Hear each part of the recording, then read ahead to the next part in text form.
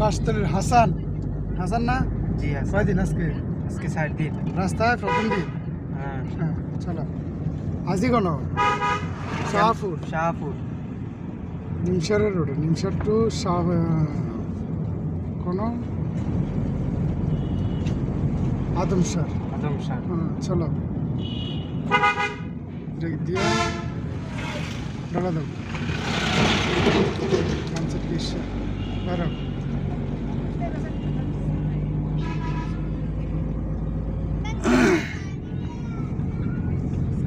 ডালা দেওয়া বাইরে